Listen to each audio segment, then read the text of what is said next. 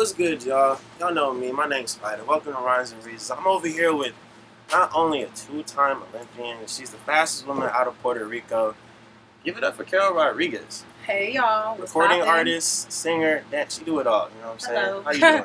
I'm doing well. Yeah? You enjoy that photo shoot we did? It was super fun. Yeah. It was quick, but it was dope. We over here at Yay Kim Studios, over here off of Fairfax and Melrose. Check it out. You don't get a chance. Brand new store out of Chicago. But yeah, what's up with you, girl? What you been up to? I ain't seen you in a while. Been booked and busy, Booked which is and always busy? good. You want to talk about all the traveling you've been doing? Yeah, so I've been doing a lot of stuff here and a lot of stuff in Houston as well. Mm-hmm. I've been working with Zero out of Houston. He's like a huge legend out of Houston. And basically him and I have been collaborating on some really dope stuff. We have a dope project coming out as well. When's that coming out? We'll see, tentatively. I don't want to give a date out, but him and I do have a record that's going to be on his album dropping in the fall of September. So, okay, yeah. fall September. So Yeah. keep an eye out for that, y'all. Yeah. So you want to get into a little bit more about like your background and like where you're from? And stuff? Yeah, okay. So I'm from here, from LA, Cali. I was born in Pomona. You know, born and raised a SoCal girl. Went to USC. Shout out to the Trojans. Gotta shout them out every time. Yeah, I'm from here. Grew up here. Went to school here. My parents aren't from here. My dad's from Puerto Rico. My mom's from New Orleans. So, but I'm from here. I've lived all over SoCal. Went to school here. Ran track here.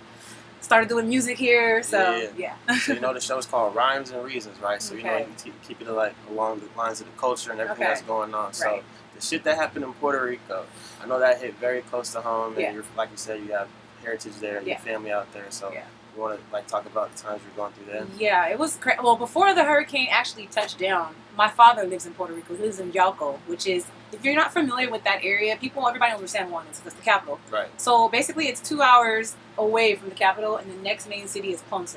It's like the southern side of the island. So anyway, my dad, he's living there, and before the hurricane hit, I tried to tell him to leave, you know, because they said it was going to be a huge, like Category 5. So he was like, no, I'm going to stay. I'm going to write this out. I was just like, oh my God. Yeah, soldier. Yeah, and the house that he's living in is the house that my grandfather built. And that house, it went through Hurricane George back in the day. So it was built for this it's shit. Built from cement. The entire house is cement. You need a drill to put a picture on the wall. Like, it's really solid. So he stayed, and I ended up downloading a hurricane app on my phone and just tried to keep up with everything. And then once it hit, I tried to call him. He told me the power would be down, but I couldn't get a hold of my dad for 7 days. And that was like the scariest part of it all, because I didn't speak to him for 7 days. And then I started seeing roughly like different images surface, and it was bad. It's like even though you know he's like in a fortress, it's like, you just bro, don't. 7 days have gone by, I ain't heard from you, and I see all this shit going on the news. Yeah, and I was reaching out to my teammates, because all of my teammates, I represented Puerto Rico in the Olympics, so all my teammates are down there. So I was calling them, I couldn't get a hold of them, and I just turned to Instagram and started posting like pictures of my dad, like, and pictures of where area he lives in, and kind of asking people like if they know what's going on in that certain city, if they've heard from anybody in that city, and it's like a safe spot or like somewhere people are going, like let me know. So a couple people reached out to me, another Puerto Rican gal living in Atlanta, and then another guy living in Tennessee reached out to me, and they kind of did like a little group thing where they just found out what was going on, and I guess there was a communicator in Yauco who was telling people here in the States, like, oh, you know, there's a lot of debris, but there's no casualties, no one died in the sea so far, like, so. And then a week later, my dad called me from someone else's phone. And it's funny because in Puerto Rico, if you have a cell phone, you either have AT&T or Claro. And like Claro is considered to be like equivalent to like Boost Mobile here, I guess you could say. No, seriously, that's what's like. Getro. Yeah, and so, but it's funny because everything like shut down pretty much except for Claro. And so anybody who had a Claro phone was able to communicate with people back in the States. So my dad had a Claro phone, and because he's old school, he's like 67, so he's whatever. So he had the phone. That's how he was able to get the power back on and call me and talk to me. But he had to it was crazy. He had to be in his Jeep and then go in the car and then take care of my uncle in the back. It was crazy. And you know, luckily we have generations in that city. You know, my grandma, my great grandma, like they're all from there. So like he had relationships with the people, like the store owners and the market and the restaurant, so they were like coming together, everybody was helping each other, and I kept saying come back, to LA or go to Texas with my sister, but he said he couldn't because his house was one of the only houses that ended up getting power on first, and he had all the connections with all the other store owners, so they were giving him like food, and he was helping like the neighborhood around him. So people were depending on him to be there because they were using his like to charge their phone and to keep their food cold with So he was sacrificing for the greater good. Pretty much, yeah. Okay, so we got a family full of heroes. Family full of heroes. I didn't know. Shoot, she used to be an icon of myself. When I came to LA and met her, I was like, damn, it's Carol Rodriguez. I ran track too, and that's somebody I used to look up to. Now I'm interviewing her. It's crazy. see how life changes? It's crazy. So like, how is like everything out right now in Puerto Rico? It's like I keep seeing the media like shit is still bad. It's still bad. I don't know if you remember Katrina in New Orleans. My mom's from New Orleans, and that was like another thing that hit me because when Katrina hit, you just knew the magnitude.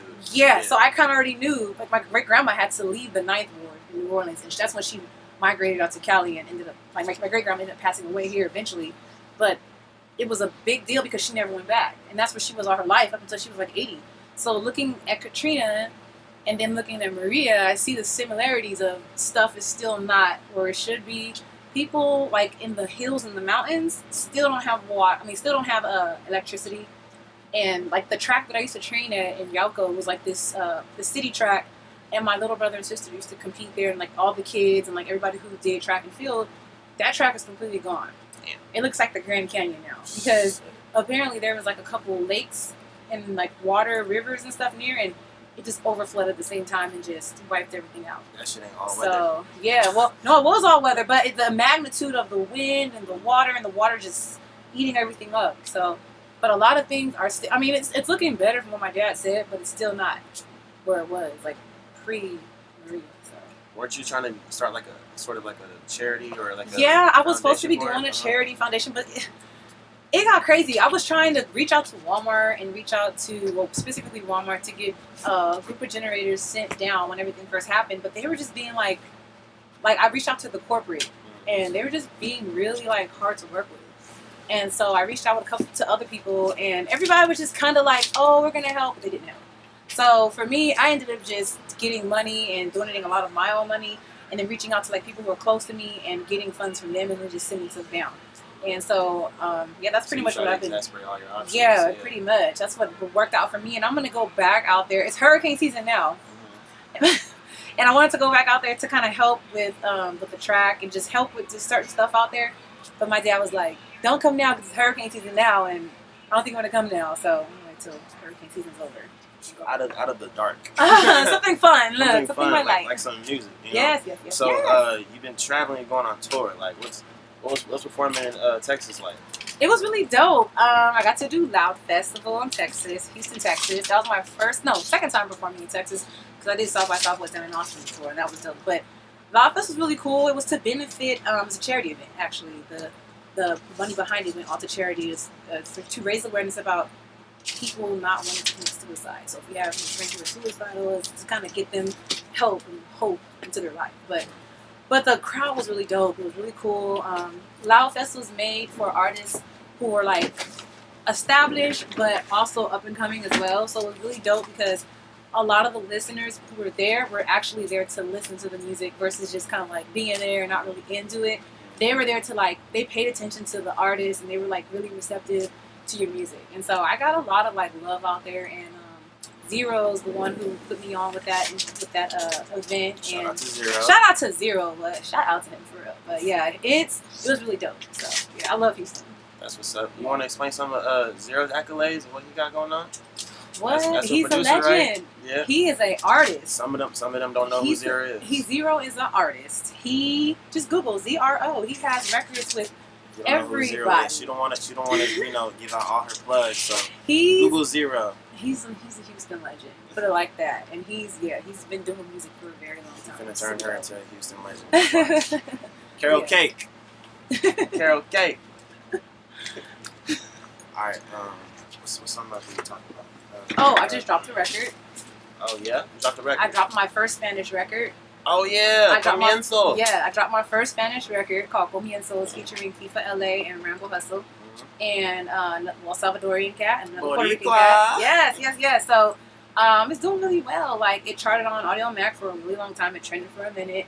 And I'm actually going to do a Spanish EP as well. So I'm excited. I'm getting ready to drop my EP that has been taking forever to come out, Carol Cake 7 Candles, with the workout video. I still need my fucking hat, bro. And you still need the hat. Yo, your hat is I promise you, your hat is like at the house. I got you. Like, for real. Like, when the EP, well, you can come get it anytime. I should have brought it. I forgot. You should have brought it. My bad. Next time I see you, I'm gonna see you. She don't give a fuck about me. No. Next time I see you, I got you. I promise. But so yeah, Carol Cake 7 Candles EP, workout video, merchandise, and me and Zero's EP dropping as well. And I'm gonna be on the album. Video.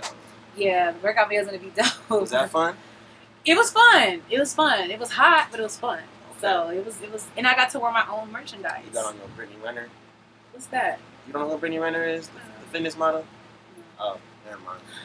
You an Olympian. I'm wearing my Carol Cake, actually. I'm wearing the Carol Cake leggings with the Carol Cake sports bra and the Carol Cake shirt. Go ahead, 7 candles. Yes. So, so I'm excited about that. So you want to explain to those how hard it is to balance being an athlete and trying to be a musician? Yeah, it is. A professional athlete. Yeah, it is time consuming. I'm actually taking a break right now from running and thinking about coming back soon. I have to see, but just pray about everything. But it's definitely a balance. You have to have really good time management. That's what I would say. I mean, like I said, being an athlete all my whole life, I've developed having a regiment for myself. So adding music into the mix of things just kind of like allowed me to, I guess, have more. Because I mean, as an athlete, you can't really be creative. I guess like you can't be. Like, when I was running, I would always, like, try to, like, express my creativeness through, like, my hair and my makeup and, like, my nails. And, like, I would try to, like, do different stuff on the track. And that's cool, but you can only do so much. And I feel like as an athlete, it's just about, I mean, you have to produce pretty much. And it's like if you're not producing or showing up, then that's it. So, but as an artist, same exact thing. You still have to be able to show up and produce. But it's just, you get to show your creative side, which is pretty cool. So it's a balance, I would say. It's a cool balance to have. When did you get into music? I've been doing music for a minute. Consistently, I've been doing music for 2 years. But prior to that, I grew up playing instruments. I played the clarinet when I was like 4th grade, 3rd grade. And I played jazz band, symphony band, marching band, you everything. Was in the band? I was in the band. Band camp. I was a band. I was a woodwind section. I was the most turned band geek. Look, I'm just playing. But no, and then I picked up piano when I was at USC. So, yeah, I knew treble clef, so all I had to learn was bass when I got to pick up the piano. So, and then I was like always doing like, my friends from way back, like junior high, high school, they remember me always like spitting on the track, rapping and talking and freestyling and maybe like just playing around, making up stuff and writing music. And it was funny because like I was writing music for a while until like my mom found it and was like, what the hell is this? So I took a break. Oh, she didn't know. approve? Back when I was younger, no. Yeah. So I actually put out my first record in 2011. I did a cover to Lil Wayne's 6 Foot 7 Foot on YouTube. I posted it on YouTube and it got some pretty good like attention. I ended up working with a producer and he ended up being like a total creep. He was like a super total creep. And back then I was younger, you know, back in 2011. So I didn't know how to handle that. And I felt like I probably would choke him or something. So that's why I was like, you know, no, for real. Like, I thought I was going to, like, choke him. So I was like, you know what? I'm good. I'm just going to focus on making the Olympic team in 2012, which I did. So yeah. So now I'm back to music. Yeah. Back to the music now. So I'm excited. I feel like now I'm able to handle certain things like that better. Back when I was younger, I really didn't know how to handle it. And like I said, I wanted to choke him. So. For sure. Yeah. Yo, C-Rod, right? Yes. Where can they follow you at? They can follow me on Instagram. I am C-Rod. Twitter, I am C-Rod. Carol Cake, yo. Watch out for that 7 Candles EP coming out soon. Yes. My name is Spider. This is Rhymes and Reasons. Carol Rodriguez. Okay. We out. Peace out.